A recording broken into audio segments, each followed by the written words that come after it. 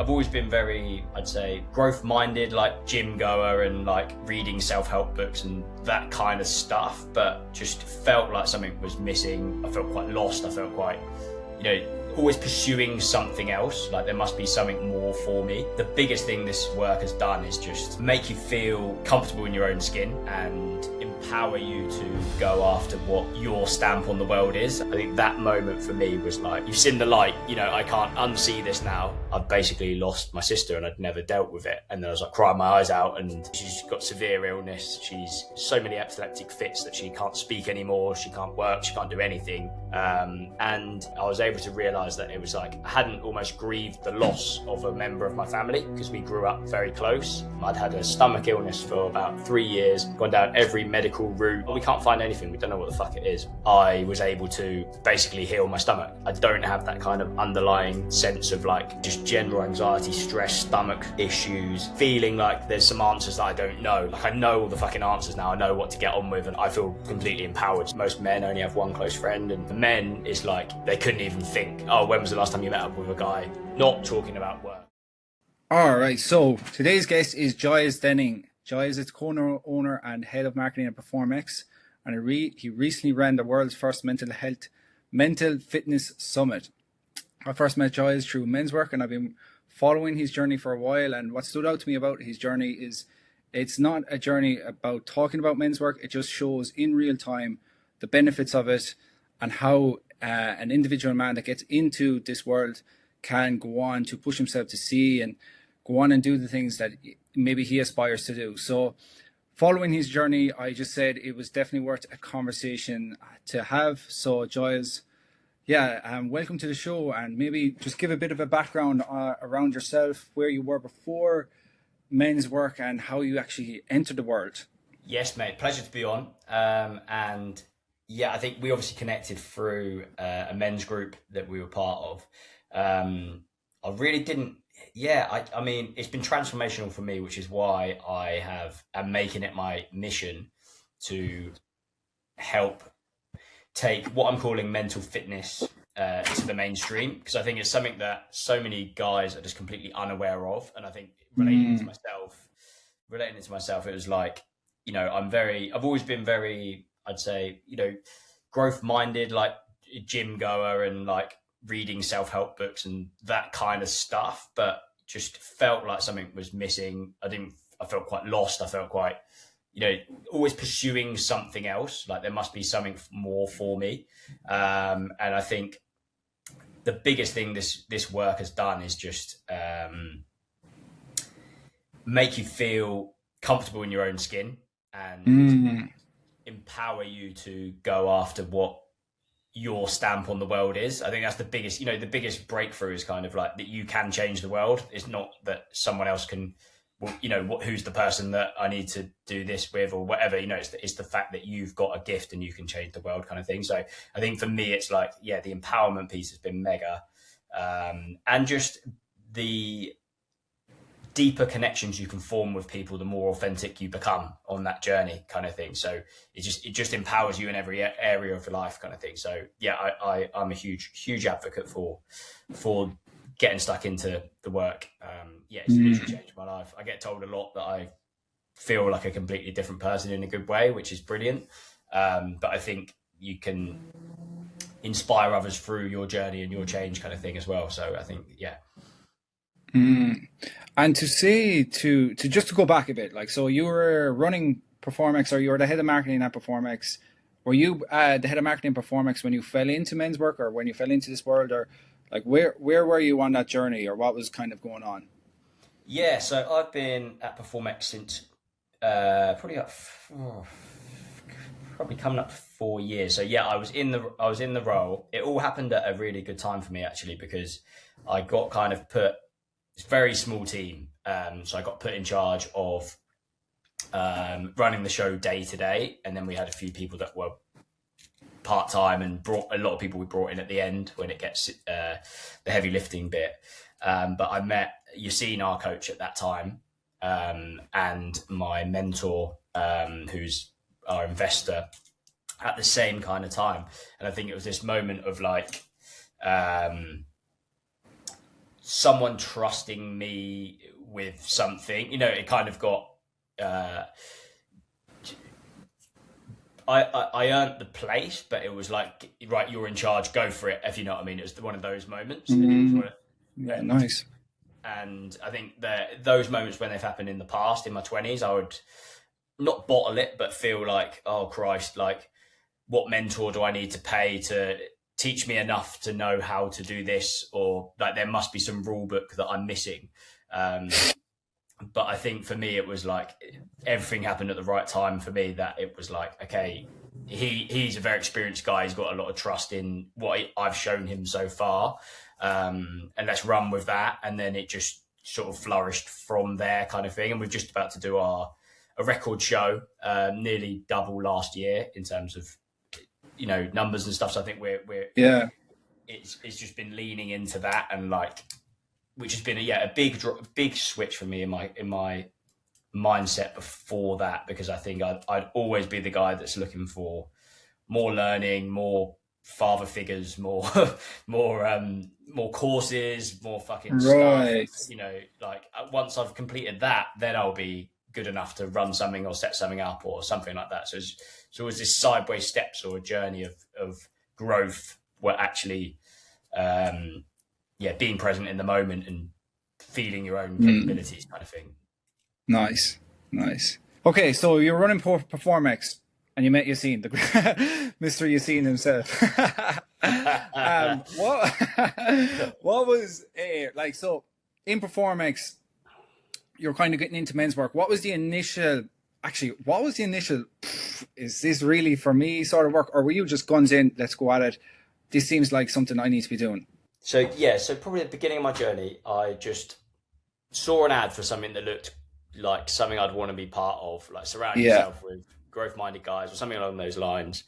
And then had a call with Pete, and he just instantly spotted things that it's that coaching versus self-development. Yassine always says about self-development is very limited, or not useless, but fairly limited, because you only know what you know about yourself. Yeah, 100%. So that moment someone is able to shine that mirror on you and spot things that you don't see, or get you to open up about something that you've maybe never said out loud or something like that. I think that moment for me was like you've seen the light, I can't unsee this now. And like, yeah, that's it. Right. And if you're growth minded, it's that kind of red pill, blue pill moment. I can walk out of this and pretend I didn't know there's a whole world to dive into that, or I can lean in. And then I think quickly after that, I went to Crete, which was a week-long men's retreat with Pete, Yassine, and a load of other. It was really good because there was a load of other men's coaches on the retreat that were part of the circle, because they'd been studying the certification as well.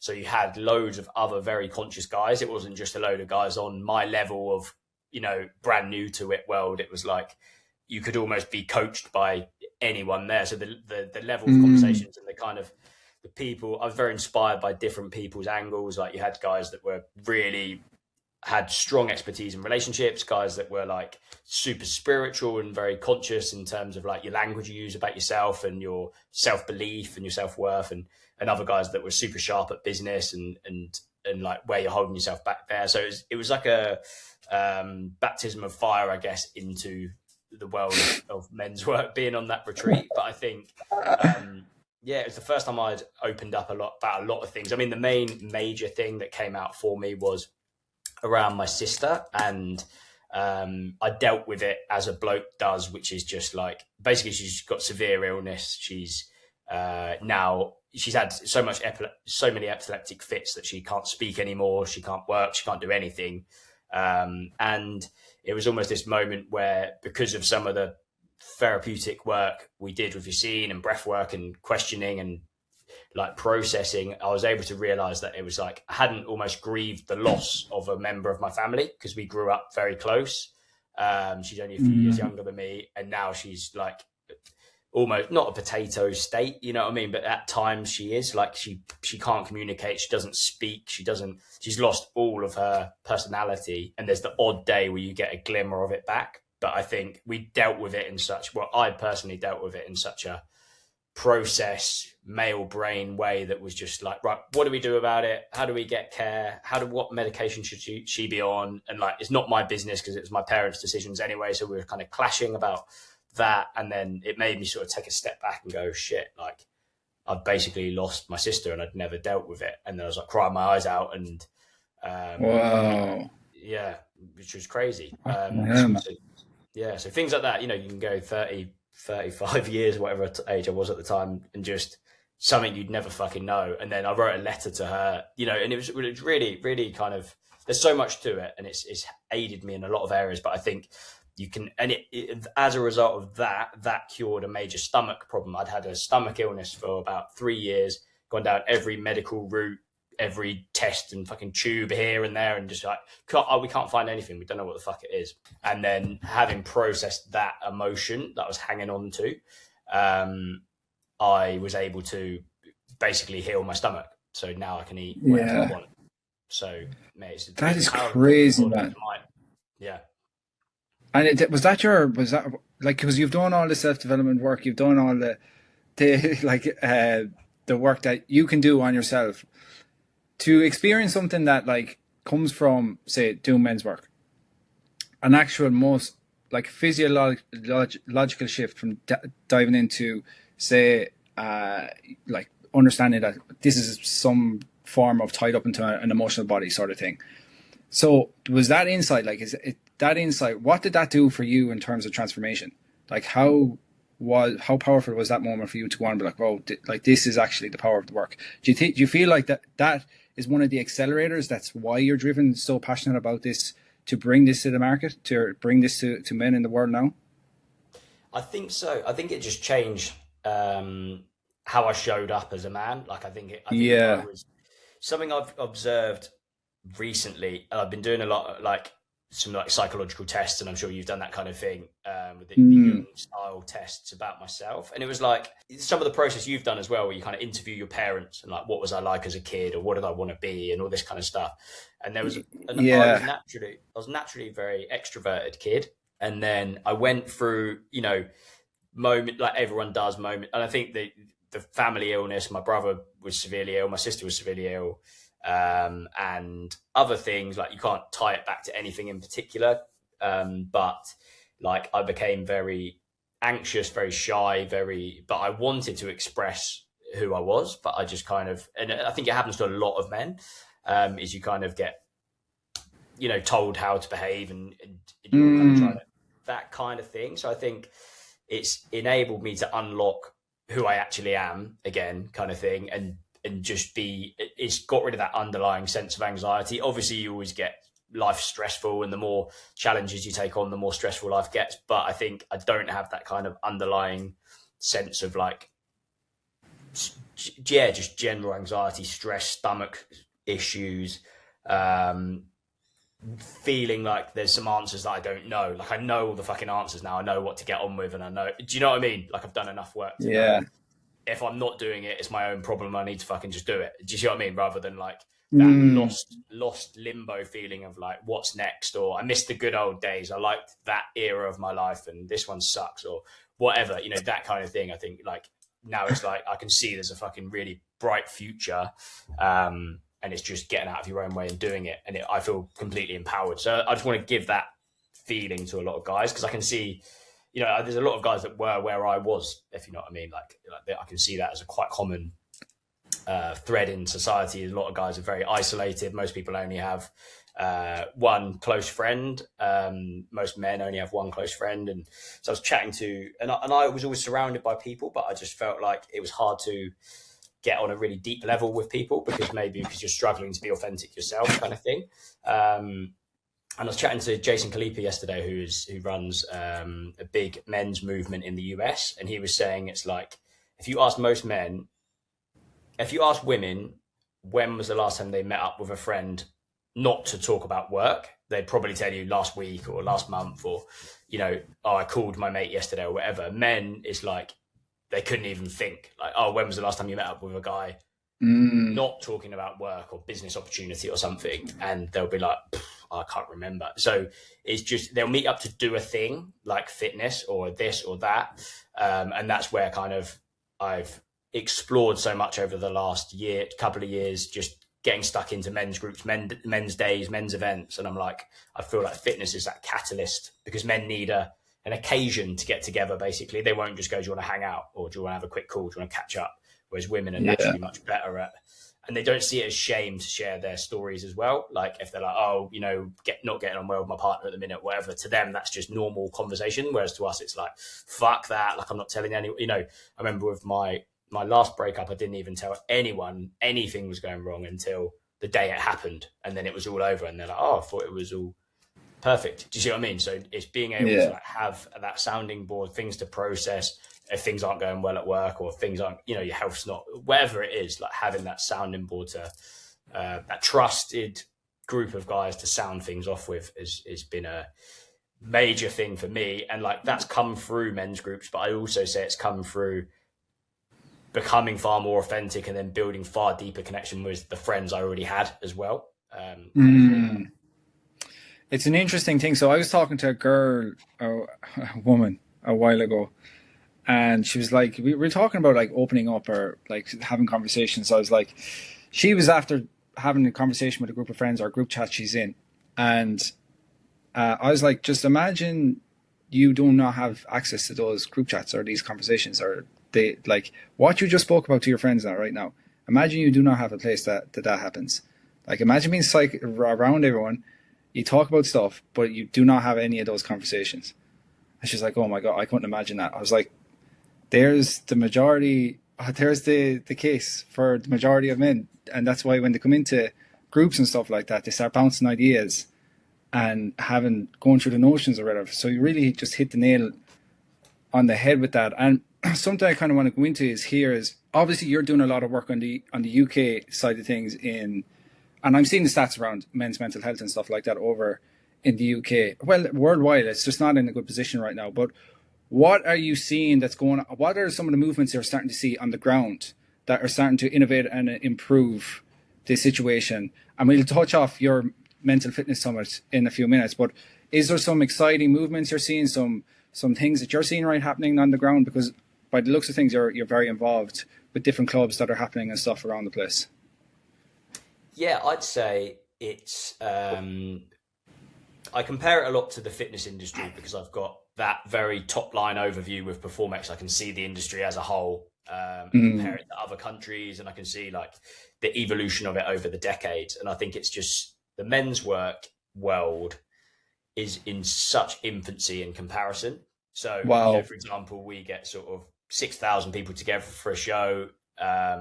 The German equivalent, they get, you know, the European equivalent that we go to in the fitness industry is 120,000 people, all of fitness professionals. You know, it's just a whole world. And that's only scratching the surface of the people that are ambitious enough to get off their ass and come to a show. You know, there's thousands of people that won't come to a show. So there's so many people operating in the fitness industry. In the men's work world, I obviously made the first men's mental fitness summit in October. And you're looking at like in the hundreds, not the thousands. Like, you know, we had 120 people in the room. And like, I'm not saying I've connected with everyone. That's not a fully extensive list, but that's working with quite a lot of the people that are well connected. So I'm like, who is there? You know, and that's what we do in the fitness industry is we go, who does know everyone? And then we can tap into all their networks as well. So it was a good picture of like what's going on. And I'd say the main things I spotted is it's like there's a lot of passion, a lot of shared drive really to make change. So I'd say it's a great group of people that are driving it forward. Everyone's looking at selflessly, like how can I impact, how can we work together, collaborate, which is a brilliant thing. But I'd say a lot of it is like hobbyists, part-time things. You know, it needs to get like a, which I think this year will be sort of that hockey stick moment where the awareness becomes kind of, because the problem is growing way quicker than the solution. In terms of that's mental health crisis. So it's like, and a few things I'm hearing which are positive are like, it's like people that have been banging the drum for a while, they always get rejections from big corporates because they say, oh, we couldn't have something for men because that's not catering to our women as well. But now they're hearing that men obviously men's brains are completely different to women. Their male leaders are really struggling, things like that. And like, especially men at that kind of critical mid-age point where you're probably under the most pressure you'll ever be. You're in the most debt you'll ever be. You've got loads of dependents. You've got, the weight of the world on your shoulders kind of thing. And like, they're the guys that need the help, the support, the kind of, and I think that's kind of what I'm seeing. I think this year will be the start of it becoming more professionalized and more. And I've linked up with a guy, Craig White, who's an outstanding men's coach, and he's to kind of provide wider education for the sector, so more people can certify as men's coaches, if that makes sense. Right. So I think it's like there's a few things. I'd say it's like it will formalize and grow and evolve in terms of standards, as anything did. You imagine fitness probably back in the day was a few people in a park doing a workout, like a boot camp style thing, and then you get certification standards, the principles of what fitness is, which is what I've tried to nail down with the right group of guys, is to say, okay, we're not going to try and define masculinity because that's a whole can of worms, but I think let's define mental fitness, and what does being mentally fit or being a good man look like, and what are the principles of that? What can a man that's, let's say, unmentally fit do every week, every day to become mentally fitter, kind of thing. So we've started outlining what that looks like, so then you can start pushing that out like you would fitness. So fitness, if you do strength training, cardio, mobility, you're going to be fitter as you age, that kind of thing. You're actually improving over time. Over a year, you'll be fitter if you do those things. And I think it's taking someone from unconscious to conscious to thriving as a man. That's kind of a journey that a lot of people just aren't aware of what the process of that is, or how things that are maybe normalized, like working from home all day on your own in the dark, not speaking to anyone, and then binge watching some miserable programs until 3 a.m. and eating shit, and like how that is so negative for you're thriving and doing a job that you can't really fucking stand, and trying to get away with the bare minimum with the TV on in the background, all those kind of things that you think are like, oh, my life's quite fun and easy and I can do what I want. They're actually just the reason you wake up one day and feel fucking miserable. You know what I mean? So it's kind of having that overarching major purpose and calling in life that makes you leap out of bed, and being a man that's of service to others, not a selfish man that's just cares about himself, and the man that is in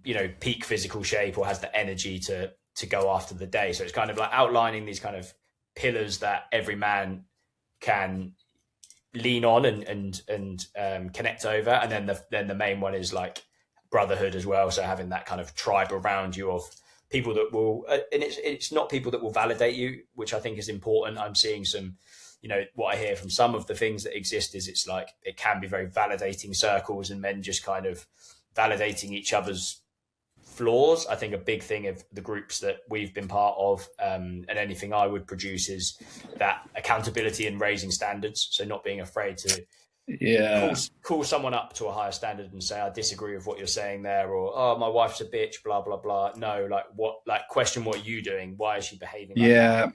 That kind of thing. It's accountability, not victim mentality, which is, I think that's something I kind of don't like about some of the men's movement, is maybe it's, I don't know, there's different things and it's different, but I think that's where I'm like, mental fitness is it's an evolution. It's a next chapter of that. Yeah. So what I'm hearing is that you're taking the idea, say, because you obviously you're not going into the world of masculinity and all of that. You're just taking this, and now this is what, say, mentally fit is, right? And then you have your core principles, and you're outlining those at the moment. And what I heard there is purpose, right? I heard not being selfish, being a man of service to others. I heard being physically fit and brotherhood. Is that correct? So they're kind of the four, or is there another pillar underneath that? I think if you look at it like that, and I was having a good chat with Ben Owen, who you know well. Yeah. And it's this, imagine it's like, this is one way of looking at it, but you imagine like a triangle and the base is energy. You've got enough energy. Yeah. Thrive. Okay. Cool. Without energy, you can't do fuck all else. So it's like a man that's well has 1,000 wishes. A man that's ill has one wish. You know what I mean? So it's get the base right. And also, I've started linking up with a friend of mine, Ross, who's got the first men's only gym in the country. Sick. That's cool, man. And it's really cool. It shows that physical transformation sparks the rest, you know. So when you start getting in really good shape, you stop being lazy, you're building that daily discipline or weekly discipline, that momentum of like, and then you start seeing that physical change, and then you start realizing what you're capable of. So that plus the brotherhood of the men's group that he's almost created within that environment is really powerful, because you've got a load of guys that are going to hold you accountable. You're going to have to push yourself. They've got some sort of gym rules that's like, once you step over this thing, you absolutely push yourself to, you know, you give it your all. You're not lazy. You're not allowed to drop weights. You get, you know, fined press ups if you're dropping weights and things like that. And it just creates that high standard. So the second layer is brotherhood and friendships, having people around you. And then the top tier is that kind of self-actualization. The top of the pyramid is that kind of, I guess, self-mastery, self-understanding, but that all really, to me, boils down to understanding your purpose in life and why you're here. And that's a whole can of worms in itself, as you know. But it's what I've boiled it down to is just listening to your heart and being willing to test things. And fucking go for things. Like if something keeps coming back to you, just fucking go for it. Don't keep saying, oh, I wish I did that, or, you know, fill your life full of tests and experiments and go with the thing that's driving you right now, you know, that keeps bugging you to go with something. If something feels right and achievable, and then just test it and go kind of thing. But that's the kind of, I like that kind of simplicity of that pyramid. And you kind of can't progress much without the other layers. So you can't self-actualize on your own, because you need a coach to be showing you what you're not seeing. And you also need the brotherhood, the accountability of the other guys to kind of be part of that journey, make it worth living, and also just enjoy the journey, but also hold you accountable to what you said you would do, and that kind of thing. As we've seen a lot in men's groups, is that kind of sharing, and, you know, I've hit this rut and I'm stuck, and, you know, like processing that and having good conversations about things. So yeah. The power, man, the power of somebody calling you out in your shit. like, oh my God. And, you know, because it gets done to you, you find it a lot easier to actually do it to me. Because I know, like, man, I definitely, even in my early days as a copywriter, like my majority of my 20s, it was until I started doing the certification that you're doing right now with the guys. But it was only until I started doing that, like, I had a very passive approach when it came to, like, oh yeah, be grand. You know, that was like the motto on my head. And it was only really when I realized, I was like, okay, this is actually not the way to approach this situation. Is not like, there's nothing wrong with giving proper feedback to somebody. You know, especially for guys. It's like we should definitely be calling each other up on the standards that we hold ourselves. So, man, that's you see, so obviously the grandmaster of that.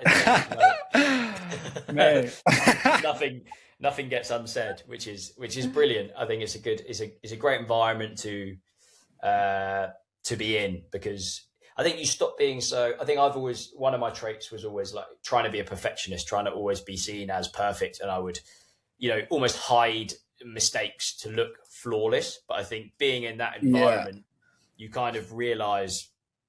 I think I've realized two things. I've realized, one, no one's perfect, and everyone's make fucking loads of mistakes. Mistakes are part of the journey. The bigger tasks you're taking on, the more mistakes you're going to make, but that's part of it. And the more authentic you're being, you're probably following maybe a completely new path that's not been walked before. So there is no master guide to it. But I've also probably learned a lot more to respect my strengths. I was talking to someone about this the other day, because I've got a picture of a 1989 Porsche on my laptop background, and they were like, "Oh, is that your dream car?" And it kind of is. Like, I'm not materialistic at all, but it was an analogy I got, because I think when I first came into men's work, I basically thought, I'm broken. Like I found out some stuff about Oh, me, and I'm wow. fucking broken. How the fuck do I fix this thing or that shit? How why like? And then you see, it's like no one's broken. Just fucking get on with it. You know what I mean? Like just like you're being a victim by making out you're broken. And then I kind of realized this analogy that it's like along the path, like things have happened, or let's say you've had some micro traumas, small things that have frightened you at a younger age. You know, like a big deal, like your dad shouting at you is a major trauma at Yeah. fucking 5, isn't it? Right? Or like your boss telling you your shit at 21, like all these things along the way, getting broken up with at 16, whatever. Like they're micro traumas that have potentially damaged something. But you imagine like I was born in 1989. I'm a 1989 Porsche, right? And then those things have maybe if you bought a 1999 Porsche now, it's gonna have wear and tear, but it's playing to the strength. So say it's really good on the straight, just fucking go on the straight. Don't try and do the windy corner. Mm. Like just lean into my strengths, which is like good people's person, good networker, good, very passionate about building things, very passionate. I can get people bought into my vision. I can, you know, I like working 100 mile an hour. And then if I'm worse at fucking whatever, don't force yourself into those environments, or see it as a work on, but also you don't have to always, you know what I mean? You don't have to be this completely rounded person that can do everything. You can just go, when I play to my zone of mastery, zone of genius, then great things start happening. So just do more of that. Do you know what I mean? So that's what I learned from it, is kind of both ways. Is like, you don't have to be perfect, but also understanding yourself really well is great. And then you know why you get triggered. So if someone says something and you're like, I've noticed at the moment, I've just had a knee surgery. I am fucking bored shitless, just rattling on. And I'm like, it's because I'm energized by people. And my partner yesterday, she drove me to our health club, and we just hung out there, and just even having the buzz of people and stuff. Like I didn't even have that many conversations, you know, but it's just being in the environment, saying hello to a few guys I know, and not just being in a fucking box on my own, because it drives me insane. You know, so it's just self-awareness, because I worked from home for years, and I was just like, fuck this. And I didn't know what it was, but now I know, you know, I'm a big extrovert. I'm lit up by people. A day out with a load of people, or a networking event, I come back so energized, and you know, and sitting in a box writing stuff. Like there's a good balance. I can do both, but it's like not for a whole week with my leg up. Like, do you know what I mean? It's just driving me insane. So self-awareness is a major thing I've taken from it. Aristotle said, wasn't it? I believe it was Aristotle who said that, you know, your son and bone, or your greatest strengths, or your purpose is where you meet your greatest strengths. You bring your greatest strengths to service to the world. And by the sounds of things, like if that's like your greatest strengths is all those, it's fascinating to see that the extension of that is an actual mental fitness summit, which runs, I presume, at 100 miles an hour on the day, you know. yeah. Literally 160 people in one room. So it's a cool observation to see, because when we talk about purpose is one thing, but I actually believe or long to live with a sense of purpose. And a purpose is like this thing you go do, but a sense of purpose is living in trueness to your greatest strengths or your greatest gifts. And that gives you a sense or a reason to live. So there's a quite a tiny tweak between having purpose and living with a sense of purpose. And I just think that like living with a sense of purpose is so much easier to get on board with, because, okay, I know these strengths. Now, how am I bringing them in service to other people around me? You know, the other thing I'm going to read something back to you, man, because you touched on something here. It's a passage from Marcus Aurelius, and I know you're a big fan of him. So I'm going to read it out to you, and I want to hear your thoughts on it. And I believe you've heard it already, but you control your effort, your character, your chosen actions, and your responses to whatever happens, but you absolutely do not control your outcomes. The outcomes of your best efforts, the rewards you receive, and how you're recognized, and how others respond to your offered gifts.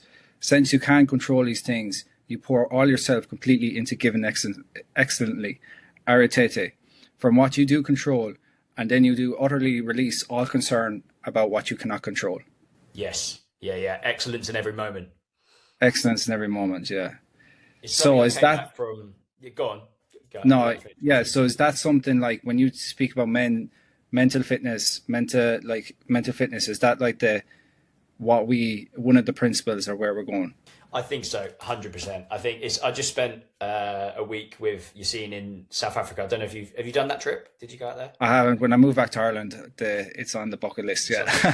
Yeah, You can imagine it's the life changer. But it was, yeah, I think that was something I really came back with, like even more clarity on from that was yeah, that excellence in every moment. And it's just even those micro moments where something stupid, like you drop a bottle on the floor, it's like, no, go and pick it up, put it in the bin. Do you know what I mean? Like, you're like making yourself proud in every moment. Like, where could you have done better? And like those moments where your brain tries to tick into like lazy mode, or part X takes over and goes, don't bother with that, don't, you know what I mean? Like, it's all those micro moments that make you proud. But I think, like you were saying about the kind of the controlling the inputs and having a really clear plan on where you're going is important. So you're not just like, even like a big part of, you know, being in service.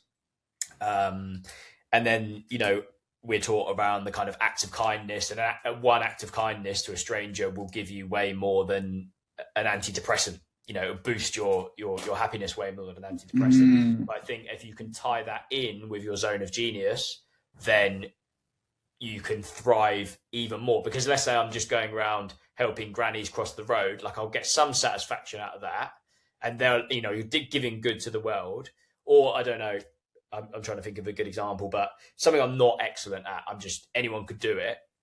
Or I can, like I saw an ad yesterday for like mentoring young lads, and it's something I've always wanted to do, because I felt I really struggled from the age of about 15. Like, I felt like school, I went to a really good boys grammar school, and because I wasn't like in the top tier, I felt like I failed, kind of thing. And because I was crap at science, I was crap at German, like things that, and I think from that moment on, I was just kind of like, I went and worked for my dad as a plumber, and like all this stuff. It was just a journey of like, fucking hell, like what am I doing, kind of thing. And then eventually went back into education and got really on track, got really good grades, got a first in my degree, you know. So it was a lesson it kind of taught me, but it was a really tough few years. And I think something I'd like to, always wanted to do, and I've tried to do, I did like young enterprise, which is going back into schools and teaching young lads about business and things like that, is give back to guys at that age, because it's the problem that I've overcome, if you know what I mean. So it's like, that's the biggest gift you can give is getting someone off the hell island you escaped, if you see what I mean.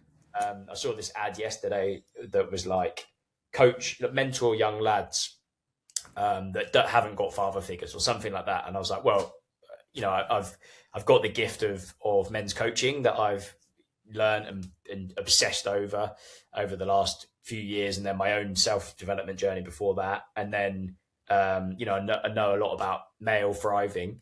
And then I literally applied for it, and then it was 6 minutes drive from my house, which is fucking bizarre. Like, the ad didn't even say Reading. So it's like the universe just gifted that up. You know what I mean? It was like, what the fuck? It's like, so yeah, one of those. But that's what I was getting to, is the point of like, if you can give, but also tie that in with your gift and your skill, then you can really give. And then the ultimate is if you can find a job or a purpose that does that, you get paid to do that, or you can create that job. You know what I mean? You can create that role, that business. That's like the ultimate. But I think that's an important thing, like you said, finding purpose. Something I've explored recently with a few lads is just, even if it's a hobby, even if it's a part-time thing, even if it's something you do, it's just like exploring that purpose. People get really jarred that they have to quit their job and do something. Yeah, this is the thing. So I actually did some research on like purpose and it was this idea. It was actually, I believe, early 2000. There was a famous life coach that, look, if I mention the name, everyone knows the guy, but they took it on board as a marketing flaw to really, and it was a drive home that you can sell your purpose. Like, so it was this thing that took off in the early 2000s, 2001. And I just, like, speaking to people, I'm like, it doesn't mean you have to go out and build a business with it.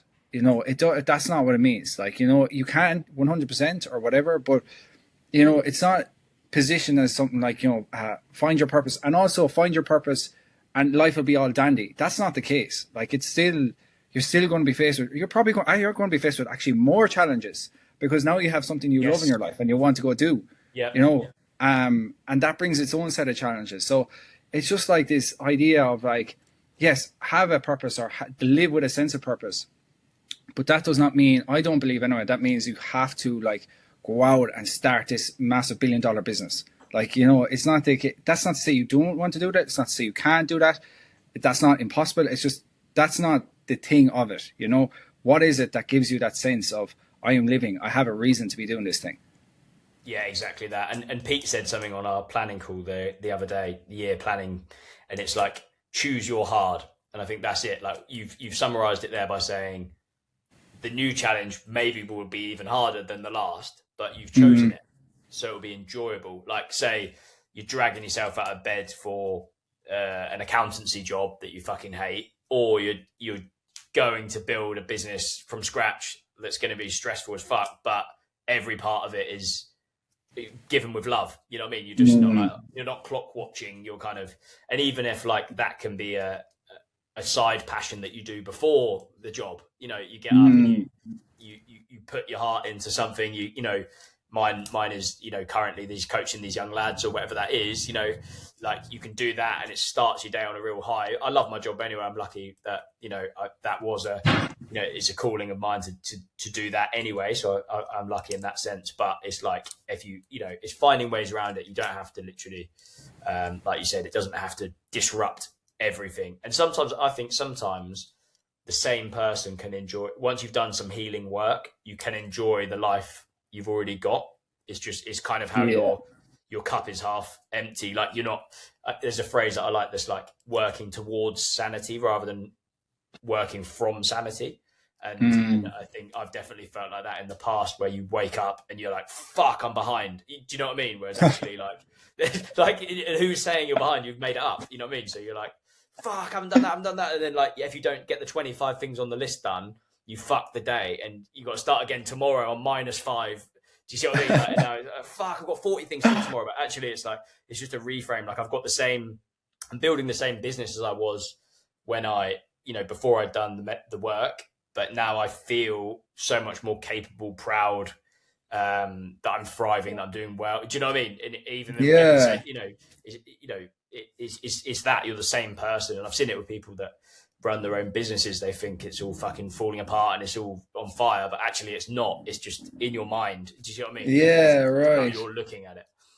So that's actually just to nail in on this, I zone in on this a bit. That's actually one of the benefits, the real-time benefits, which I was talking about at the start of this episode, where you can have the same situation, the same life. It's just your approach and how you're approaching the situation is much better from doing men's work, because you're starting to see it from a different perspective.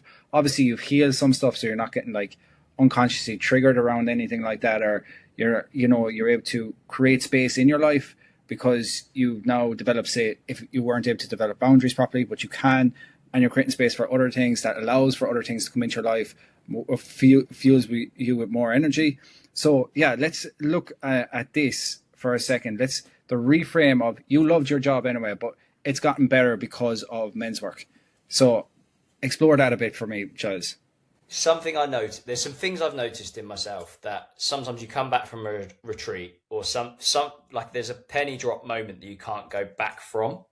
And one of those was that I only valued myself for how many hours I put in. That was it. Okay, because that's very relatable. Basically, a day wasn't successful unless I'd done 15 blocks or 20 blocks of Pomodoros, which is like 25-minute time caps. So that was like these fucking crazy long days, like really like long days. Like I'd work till like 10, 11 at night and then just like fall asleep and then track my sleep score and fucking everything else. And, you know, that was all that mattered. But I think realizing like my unique value and maybe being able to open a door or reach out to a massive contact and build an incredible relationship, which then adds 10x value to our show. And that being, you know, if I'm going to a networking event, but previously I'd be like, not that that's a waste of my time, but I'd still go. But then I'd be like, now you have to come back and hit even more hours. Do you know what I mean? Like you haven't hit your hours. Like, and I started seeing myself, and it wasn't that I worked less. It was that I worked more, like better. You know, I valued myself more basically, rather than just being like, you haven't done enough fucking hours today. Like it would be like you did something, you know, that play there was an incredible play. That was fucking brilliant. That was, you know, rather than just counting my hours. So I think that was one major thing. And I came back from, and it was weird. It wasn't even a conscious decision. I came back from one of the men's weekends or retreats, and I just put the book in the bin that counted the little blocks. And it was like, and I was like, okay, I'm not counting my hours anymore. And then the same thing happened after South Africa in a weird way. Like, I've worn an Aura sleep ring for 4 years. And there was just this penny drop moment where it was like almost all the hacking and all the routines and all the stuff. It was like, that's just getting in my way of doing the thing. Like, and I know I've always hated that phrase. I've always hated that.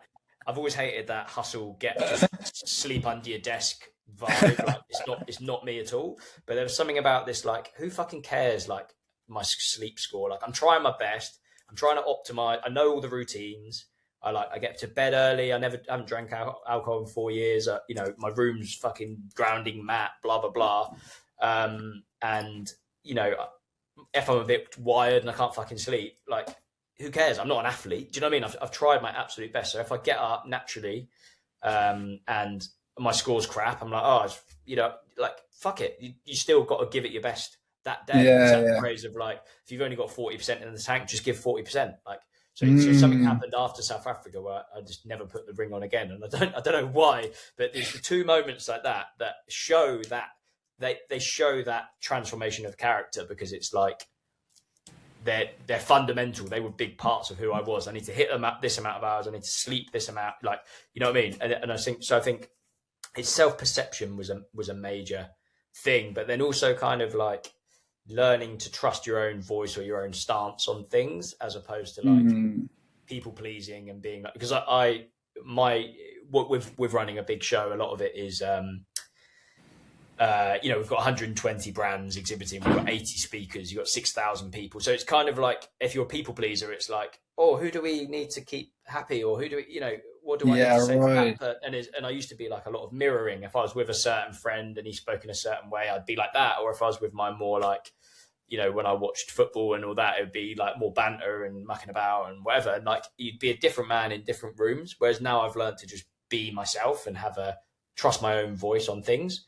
So, and you always think, if people don't like it, whatever. But I've found the opposite. I've found people resonate with you so much more, and doors open a lot more. I get invited to a lot more things because people know who you are and what you're about, rather than you being this guy that tries to please and suit that person's style of who you should show up as. And I think you get a lot of that in corporate work. When I was in big corporates in earlier life, and it was like, you think you need to dress a certain way, or you think you need to, I know there's etiquette, but it's like, you think you need to, you know, laugh at your boss's shit joke, or, you know, whatever it is. But instead of just be yourself, like it takes you so much further, because you can. So that's the main thing I would say, is like self-belief grew, self-confidence, trusting your own gut, going with yourself, going with your own thoughts, believing in yourself, and networking's major to what I do, and I've got a lot better at networking. I think it's just a natural skill of mine, and I don't overthink it, because people always say to me, oh, how do you do networking? I'm like, I haven't read 50 books on it. I reached out to you about that. Yeah, right. People always, it's something that people always do ask, and I'm like, maybe I could be even better at it if I read books, but like, I don't know. It's just something. It's just one of those.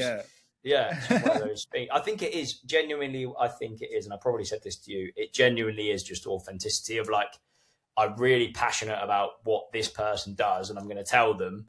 And whatever happens with that happens. So sometimes it flourishes into something amazing. Sometimes it's just you like each other's fucking LinkedIn post for a bit, or do you know what I mean? Like it's like it doesn't. You're not going with a big agenda. Or if you have got an agenda, if you have got a cool idea, then don't be afraid to say the cool idea and see if they're up for it. You know, that kind of thing is like, it is just coming with the like.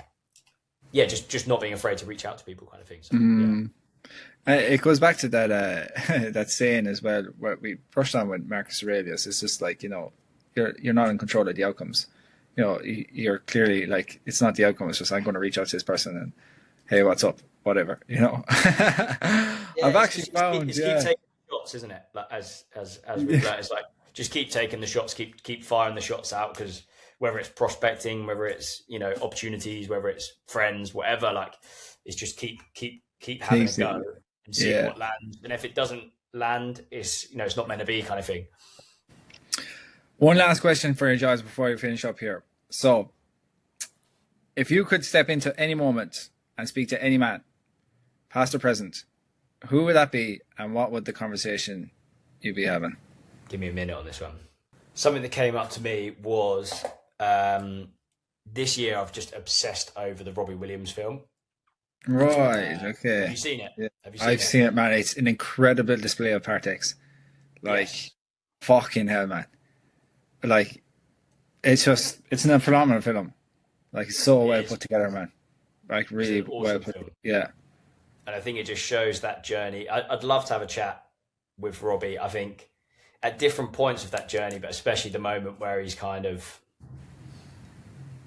come back full circle and he's singing with his dad on stage, and like what that feeling felt like, and just realizing that he doesn't have to be this rapper, pop star, cringy stuff to fit in with society. He just wants to be, like, as he calls it, world-class cabaret, like just his own unique thing, and like, you know, not trying to impress his father anymore, which I think is a huge thing in men, you know, unhealed fathers, and then just trying to keep up with what their standards, kind of thing. That's what springs to mind. I must have watched that film about 7 times. I did a podcast on it, like analysing each scene, because it just really struck with me because of the lessons we've learned and what I've applied to my own life.